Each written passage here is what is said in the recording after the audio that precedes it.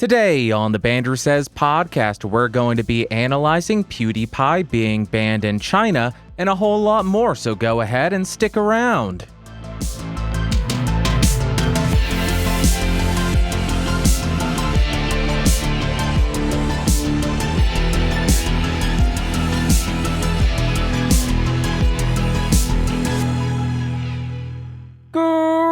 Greetings, Earthlings, and welcome back to episode 188 of the BSP. My name is Bandrew. This is what I says. Like always, timestamps in the show notes. If you want other versions of the show, audio or video, BandrewSays.com. And if you want even better podcasts, GeeksRising.com. Let's jump right into it. PewDiePie was banned in China. If you are somehow unaware of who PewDiePie is, he's the largest independent YouTube creator with 101 million subscribers, and over the last couple of weeks that I have been off, he got banned. But why did he get banned? It's because he included jokes in one of his videos that were in support of Hong Kong, and also he included memes of Xi Jinping as Winnie the Pooh. In case you haven't heard of this meme, Xi Jinping apparently looks like Winnie the Pooh, and he really hates people pointing that out. And if I am not mistaken, he has banned Winnie the Pooh in China as well. So that is why PewDiePie got banned, because he came out in support of Hong Kong or included memes that were in support of Hong Kong, and he included memes of Xi Jinping as Winnie the Pooh. Now, I am personally shocked to hear this in the news. PewDiePie banned in China. The reason I am shocked is not because PewDiePie was actually banned in China, but because I thought YouTube was already banned in China. I don't know what's different now. I didn't think YouTube was accessible in China, unless, of course, you had a VPN. But if I remember from a few years ago, VPNs were banned in China. I'm confused now. What's different? What's different now? But that's really all I wanted to talk about with this news as far as facts. But what can we take away from this information? Essentially, I want to instill into you that if you're going to get political online and broadcast a political message towards a large audience, you need to know exactly where you stand on that spectrum. And you need to be willing to make some sacrifices for voicing those opinions.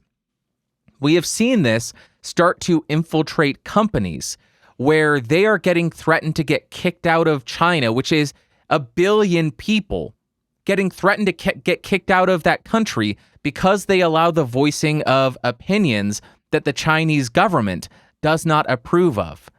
So if you are going to get political, you need to understand that not only you may get banned in China, but these companies who rely on growing revenue may get pressure from the Chinese government to kick you off of their platform. Now, I am not saying that you should not get political, because I think sometimes that is incredibly important, but I think it's important for you to understand as well what the outcome of you getting involved in some of these political things will be. Now, I know which side I fall on. I like democracy, and I will support democratic protesters, people protesting to save their freedom and their liberty and their democracy, as opposed to a communist state coming in and trying to take over. I am going to support the democratic protesters. Surprise, surprise. I live in the United States. I like democracy. I like freedom. I like liberty. I don't like being told what to do, and I don't like the idea of a government telling people what to do or forcing people to do certain things. What a shocker. With that being said, though, you don't have to get political. I think that's important to know. You do not have to get political. It seems like there's pressure for everybody to voice your opinion. Oh, you have a large following. It's your duty to share your political ideas, but only if I agree with you. That seems to be the landscape that we're dealing with right now, and it's bullcrap. You don't have to voice your political opinion on everything. You don't have to voice your opinion on everything, regardless of whether or not it is political. You don't have to. You can sit there and talk about microphones. Everything's gonna be fine. Not every single person has to be a politically active voice. That's not what we need. That's not what's necessary. Not everybody's opinion is well formulated. My political opinion is not well formulated, so I don't spew political ideas. It's me showing some semblance of responsibility. So just know, you do not have to get political. I try to avoid it as much as possible. I simply think that it is important to shine a light on this issue and make you aware of the outcome of talking about certain topics. I, for one, welcome my ban in China. Go ahead and ban me, China, because I've never been a big fan of Winnie the Pooh. Never. Oh my God. Okay, next story. This is super exciting news. Actually, very exciting news. Twitch is testing out something called watch parties. What is that? Isn't every Twitch stream a watch party? Bunch of people getting together to watch somebody stream? Kind of, but they are creating a new thing. This is going to allow streamers who are Prime members, Amazon Prime members, to stream select Amazon Prime content on their Twitch channels, and the people in their chat room will be able to watch along with them as long as their viewers have a Twitch, not a Twitch Prime, an Amazon Prime account as well. Now, I personally love this idea because it will allow for watch-along parties. One of my favorite things to do in my weekly voice chats is create a watch-together room and throw in YouTube videos and talk about them while we watch them, pause them, laugh at certain things, discuss certain topics. That is one of my favorite things, and now that is being extended to licensed content. That is really exciting. I have wanted to do movie watch-alongs for quite some time, but I cannot contact these companies and ask for a license to stream their movie on Twitch because I know I could not afford it. I know that is out of reach for almost every single Twitch streamer or YouTuber. It would be way too expensive. The reason that I think this is so cool is because prior to having a watch together type session, what you would have to do is have everybody open up their Netflix accounts or their Amazon Prime accounts. All right, everybody, get ready. You're at 00:00, right? Hit play right now. Cool. How far are you in it? Oh, how did we get 5 seconds off? Okay, everybody, pause right now. I have to go pee. It was a nightmare to actually do watch-alongs with other people if you weren't in the same room because you would have to manually sync up all of the videos just by hitting play and hope nobody has a buffer issue where it buffers for 5 seconds because now you're off and you're going to be spoiling something for them five minutes later. It was never an ideal situation. I, for one, if I get access to this, will jump right back onto Twitch and do some live streams of horror movies if that content is in the list of what's available to stream, to watch along. But this does raise a question for me, and I think it is a question that needs to be answered. What if the movie or the TV show that you want to stream on Twitch is not suitable content or not brand safe content and does not meet Twitch's terms of service? People are always talking about, and they're always scared about breaking TOS on Twitch by including some risque images, not even nudity, just slightly risque images, or showing some violent images, showing a violent video, showing a commentary video that has some ideas that Twitch doesn't like. Lots of people are concerned about breaking TOS on Twitch. So what if I do a watch together on Twitch of Cannibal Holocaust? Because I like horror films, I like disgusting films. If it's on Amazon Prime, am I able to stream that on Twitch? Would it be allowed even though it is incredibly gory and violent and disturbing, knowing that everybody who's watching it could just go to Amazon Prime and watch it there? What's the difference? What's the difference? What kind of leeway are they going to give movies for breaking terms of service? Because I guarantee you, most of the films and TV shows that are streamable do break Twitch's terms of service. I can almost guarantee it. So only time will tell how they are going to handle this. But as soon as it is available for me, as soon as I get that email, which I probably won't because I don't stream much, but as soon as I do, I will go jump on Twitch and do a watch along to any horror film. Any of them. I will watch them. I will put my face in the bottom right, and I will be very unfunny. I will be the most unfunny version of Mystery Science Theater 3000 that has ever existed. That's a promise. You can take that to the bank. Next, we got another piece of Twitch news. Shroud has left Twitch for Mixer. Shroud is one of the most insane first-person shooter players that I've ever seen.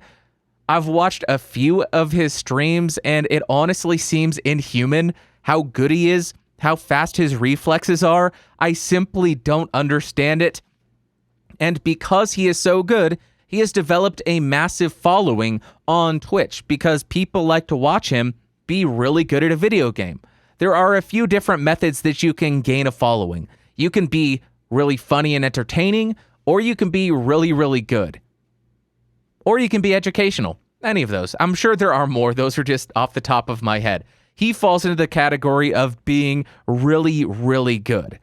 And now he followed the suit of Ninja. Ninja is another big Fortnite streamer, and he left Twitch to go jump onto Mixer because there's a lot of money in that.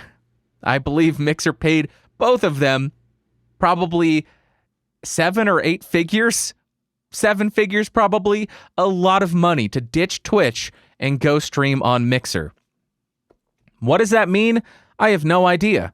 There's competition for Twitch. Cool. I don't know if you want to stream on both. I don't know if you want to stream on Mixer. I don't know if you want to stream on Twitch. I don't know.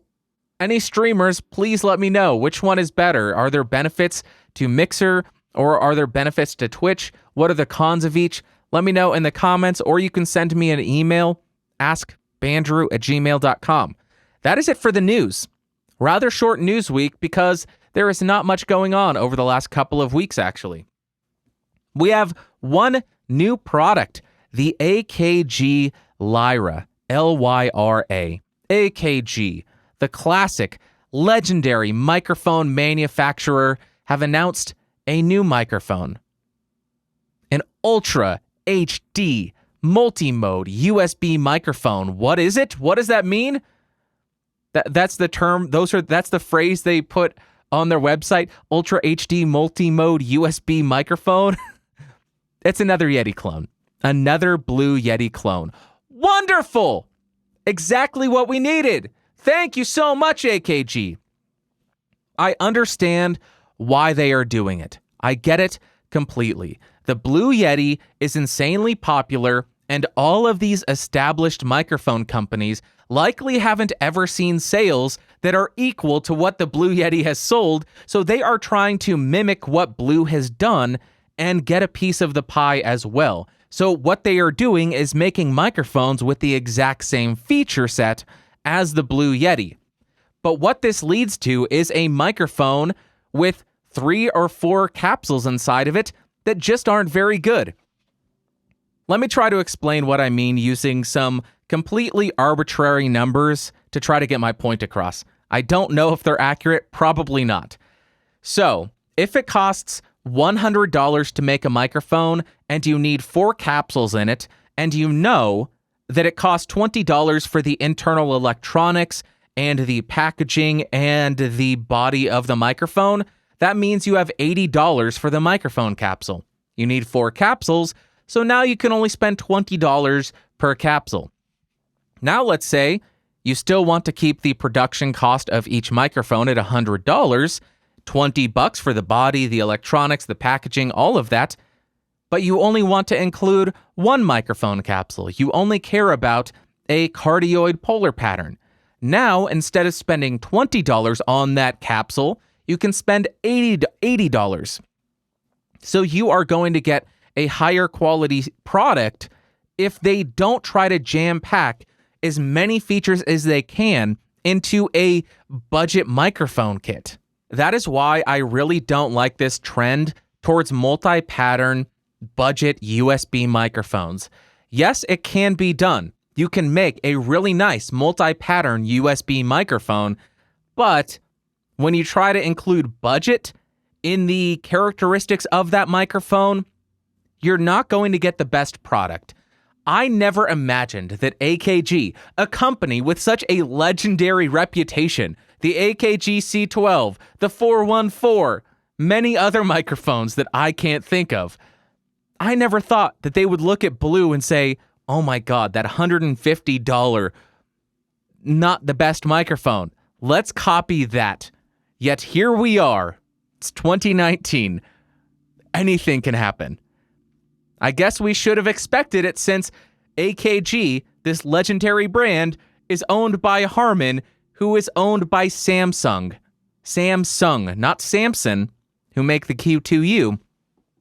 Samsung, the TV, the phones, the headphones. That company. Now let's jump to what you had to say. First comment comes from Lyra. He says, I would add one thing to this, and that is to buy gear you can afford, not what some other creator says is a must-have item. Buying a cheaper mic and interface/mixer and learning how to make the sound as best as possible with what you have will get you more out of the more expensive gear, as you will know how to correct problems that arise. This is mostly for those who might be on a tighter budget like myself. I started out on an old headset mic to an old USB Logitech, high school the musical one, to now using an NW800 with a cheap mixer. Previously, I was using the Behringer UM2. I have learned more and shared a lot of tips and videos, slowly growing than trying to figure out high-priced gear. I use the analogy, you wouldn't learn to rebuild an engine on a Ferrari over an old engine, so why do it with tech? Lyra, that is excellent advice and a complete oversight on my list last episode. You don't need to buy the most expensive gear to make the best content, and you probably shouldn't start on a $10,000 mixer with a $50,000 microphone. I'm being exaggerating. I am being exaggerative. You don't want to start at the highest level of gear because when you get to the highest levels of gear, it is very specialized and sometimes very confusing and very convoluted because it is attempting to solve a very specific issue. If you start at the low end, if you start at the entry-level options, it gives you the ability to grow into your setup. You can start and learn, okay, what does the high EQ do? For us who are audiophiles, we know exactly what it does. But if you are just starting out and you've never looked at an audio interface or a mixer or an EQ before, that may be a completely new concept. What does the high frequency button do? Okay, it makes it higher in the loud frequencies, louder in the high frequencies in my ears. That's what it does. What does the mid do? Oh, that makes it sound like a V. Oh, that makes me sound boomy if I move the low dial. You learn the gear that you have, and as you develop that technological vocabulary and understanding of the gear, then you can upgrade to higher end gear that is a little bit more specialized, higher quality, and you will have a better understanding of how to get the best sound of that more confusing, more specialized gear. Great suggestion, Lyra. I appreciate. Next comment comes from Bob Linux Olson.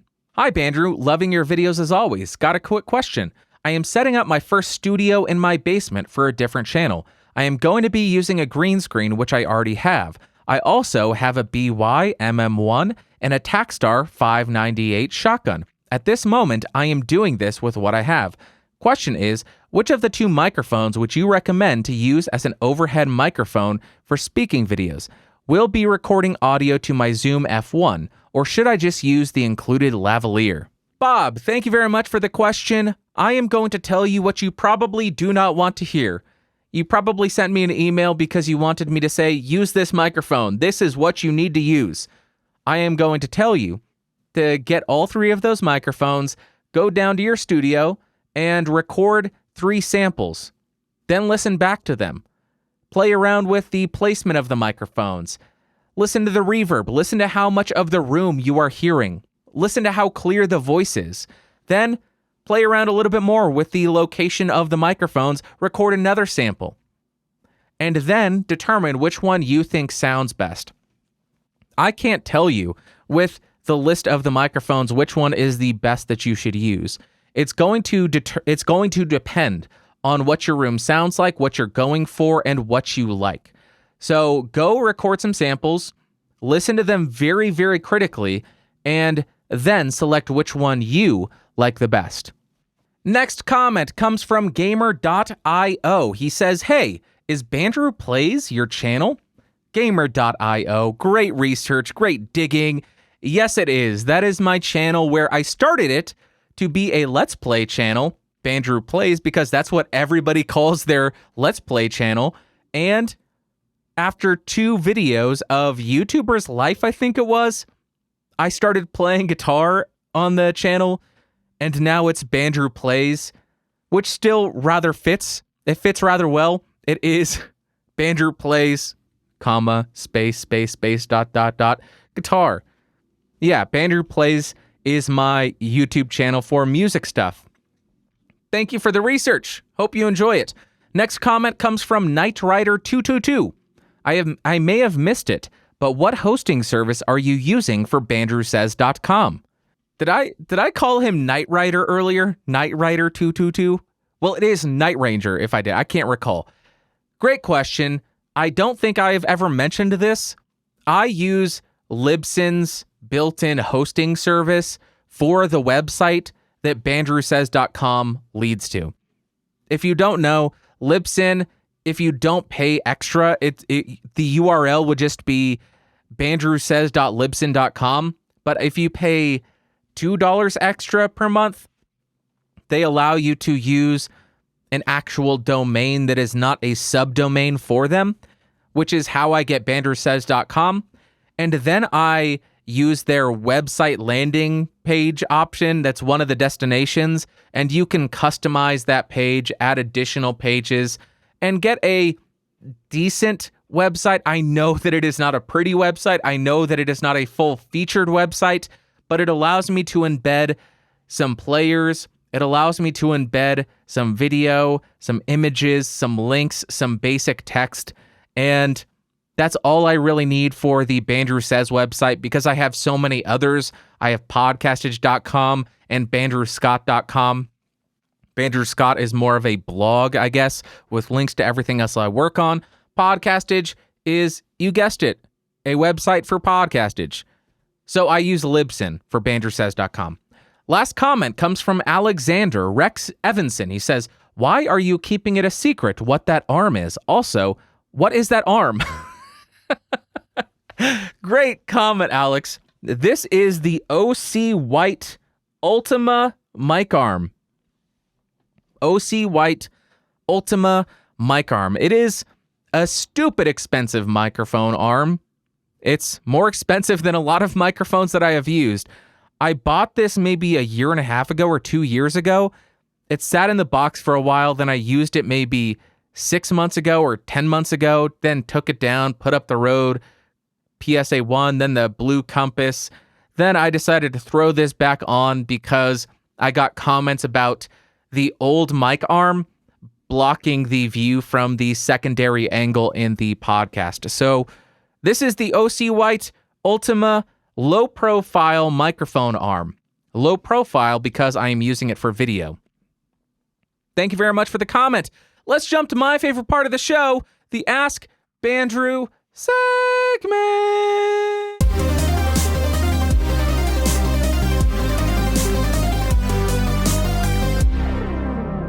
All right. If y'all got any questions, go ahead and send them to askbandrew@gmail.com, or you can submit a voice question at bandrewsays.com or bandrewscott.com using the SpeakPipe app.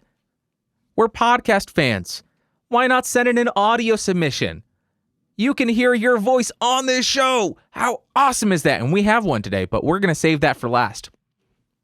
First email comes from Marco. He says, "Hi, Bandrew. I'm a big fan of your videos." Thank you very much, Marco. Appreciate you. "I am from Guatemala. Your videos help me a lot. What microphone to buy? I bought the Shure SM7B. I also bought a list of this." There's a bunch of Amazon links. I'll tell you what he bought. "Your video about how to connect an XLR to a computer is so good, but now the sound is recognized, but not working with the microphone. I tried the microphone and a speaker, and it is okay. Can you tell me what you think I am doing wrong? Thanks, and go ahead with your channel." Marco, thank you very much for the email. I appreciate you. Here is a list of what Marco bought. First, he bought the SM7B. I love that microphone. Then he bought a 48 volts phantom power supply, which is $36, a Sabrent USB sound card, which is $7, an XLR to XLR cable, which is $8, and an XLR to 3.5 millimeter cable, which is $9. Marco, the 48 volt phantom power supply, you don't need that unless you have a FET head or a cloud lifter or any other kind of microphone activator, which takes 48 volts of phantom power and creates clean gain out of that to boost the output of your Shure microphone. If you don't have one of these boxes, you do not need the 48 volts phantom power, because the SM7B is a dynamic microphone. Dynamic microphones have a permanently magnetized capsule, so they don't need any kind of voltage running into them to create the charge on the diaphragm or anything. You don't need the phantom power supply for that microphone. Here is what I would recommend that you do. I hope I am not too late in responding to this. I would recommend returning the 48 volts phantom power supply, returning the Sabrent USB sound card, and returning the XLR to 3.5 millimeter cable. And if my math is correct, that would give you back $52. With that money, then go and buy the Behringer UM2, which is currently $39, or you could even get the Behringer UMC22, which is $47. Those would give you a much better end product, I guess, because they have much higher quality analog to digital converters, much better preamps, and they're just designed for it. The Sabrent USB sound card really is a last resort if you have no other options or anything. Now, let's assume that you cannot return this stuff or anything. Try this. Just try taking the SM7B, taking the XLR to 3.5 millimeter cable, and connecting the SM7B, I hate that I'm saying this, to the Sabrent USB sound card's microphone input. Then, if you are using Windows, go to your sound preferences, look for the microphone input, and make sure that you are selecting the Sabrent USB sound card as the microphone input. Speak into the microphone, set your levels and all of that, and see if you're getting anything. Then when you go into your actual recording software, when you are selecting what microphone to record, again, you need to make 100% certain that you are selecting the Sabrent USB sound card. I really think that if you can, you should try to get an actual USB audio interface, especially with a microphone that is as gain hungry as the SM7B. The Sabrent USB sound card simply won't be able to drive it as much as it needs to be driven. So I hope that helps. Best of luck. And yeah, let me know how it goes. Send me another follow-up email. Next email comes from an absolute mad lad. Tim, he says, why was that so hard for me to say? Hey, Bandrew, not sure if you have seen this yet. Looks like an interesting concept. All-in-one podcast mic and recorder from Podetize. Cheers, Tim. Tim, the mic fail finder, coming through and becoming Tim, the mic fail finder / the new microphone finder, Tim. Appreciate ya. This is an interesting device. It's an interesting device. I don't know if I am excited for it. Like many things, we will have to wait and see until it comes out or when it comes out, but an interesting idea. Looking at it, right now it is just about $200 to pre-order it, and then it says that it's going to go up to $300 for this device. The issue I have with that, you could go out and buy an SM58 or an AKG D5 or a Sennheiser E835 for $100, and then you could buy a Tascam DR10X, which is a tiny little thing that plugs into the XLR port, and it's an actual recorder. So you could have a portable recorder and a microphone that's the exact same size as this Podetize thing, and you have the ability to select what microphone you are using. To me, that seems like it may be a little bit better option, but there's always the chance that this Podetize microphone will be incredible. But it is going to really come down to the sound quality of it. It's a cool concept, an all-in-one microphone and recorder, but is it going to sound good? Is it going to justify a $200 or $300 price tag when there are other options out there that could be cheaper? An SM58, an E835, and the DR10X gives you the exact same functionality. The only thing that you're missing is the microphone flag, and you can buy one of those for $20 on Amazon, I bet. So, we'll have to wait and see how it sounds when it comes out, but interesting concept. Appreciate ya. Apriya. Next email comes from Tim, the mic fail finder / the new microphone finder, Tim. He says, "Hey, Bandrew, today's mic fail is from the Pyle website. Let me describe this image to you. It is a woman singing in front of a smoky backdrop. It's a beautiful, beautiful image. And in her hand, she has the Pyle, I don't remember the model number, but it looks like that classic Shure Elvis microphone. You know the one I'm talking about. It's got a grill on the front and a grill on the back, and it's kind of oval shaped. And she is speaking into the top of it or singing into the top of it where there is no opening for sound to go in. She is not singing into the front or the back. She is singing into the top back of it. It's not even facing the right direction. It's so bad. I think this just goes to show how little these companies care about what they're creating.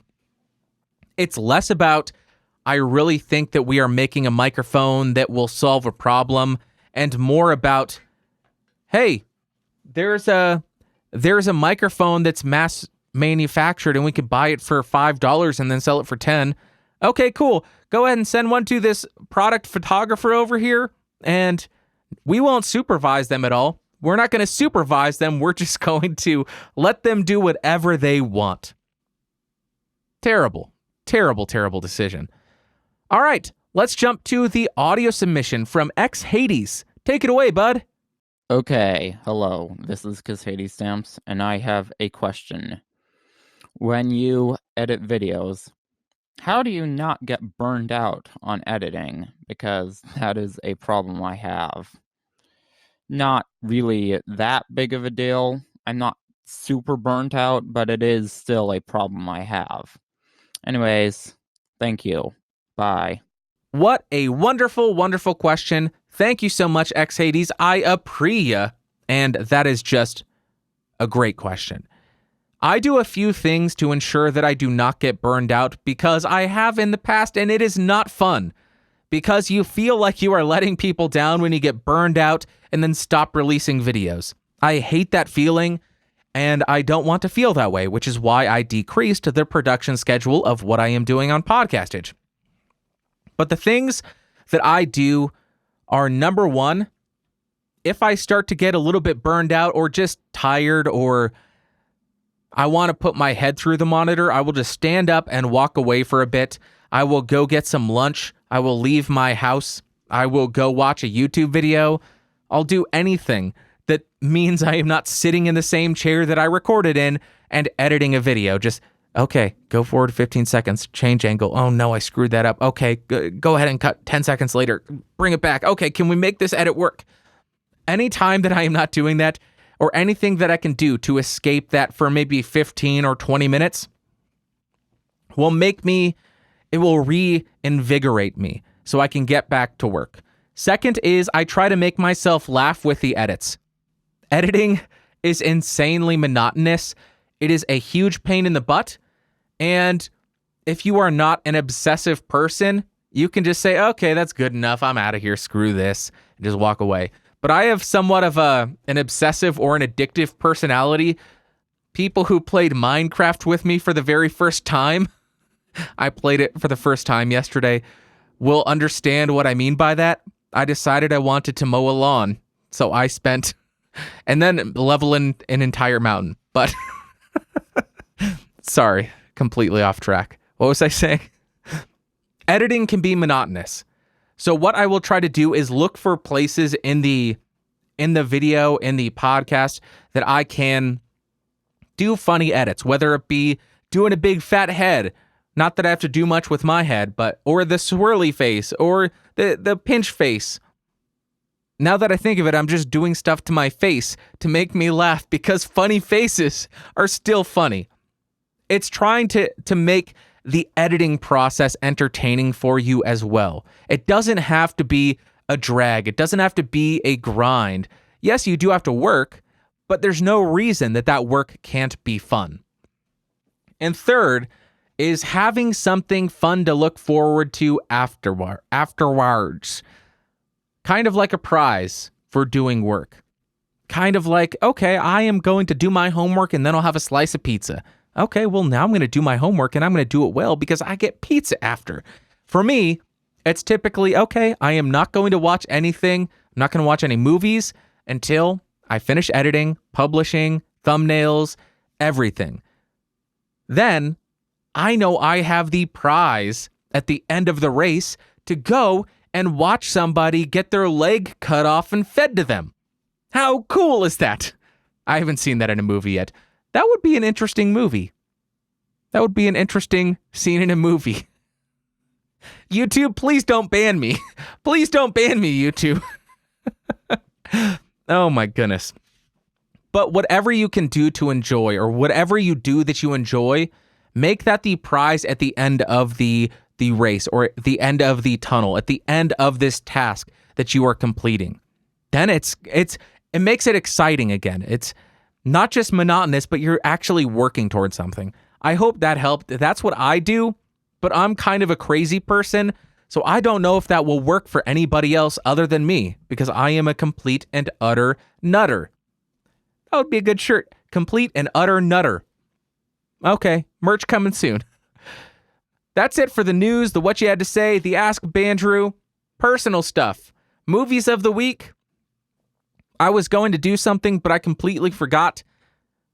So maybe I will release a special episode a little bit later this week. Special Halloween episode, maybe on Thursday. Keep your eyes and ears open for that. Announcements. Why I missed the last 2 weeks. I didn't release an episode and I didn't address this up top because a lot of people just don't care. A lot of people just don't care. I did post on social and in the Discord letting people know why, but if you did not catch that, the first week that I missed, there was no interesting news whatsoever, and I do not want to just release an episode because I need to release an episode. I want to make sure that the episodes have something of value for you, so I wanted to just say, okay, I'm going to take the week off and wait for something interesting to happen. Second week, I was incredibly busy working on a massive video project where I did a comparison of 14 broadcast dynamic microphones, and that took all Saturday and all Sunday, meaning I had no time to do research or record last week's episode. If you want to check that out, you can go to broadcast.mic.reviews. That is MIC, broadcast.mic.reviews, and you can see that 14 microphone shootout and see which one's the best. All right, that's going to wrap up for today. Thank you so much for watching. Thank you so much for listening. If you have any questions, ask bandrew@gmail.com. And if you want other amazing shows, geeksrising.com. Gee gosh darn willikers, it feels good to be back. Thank you. I'm a moron. Talk to you next week. Bye.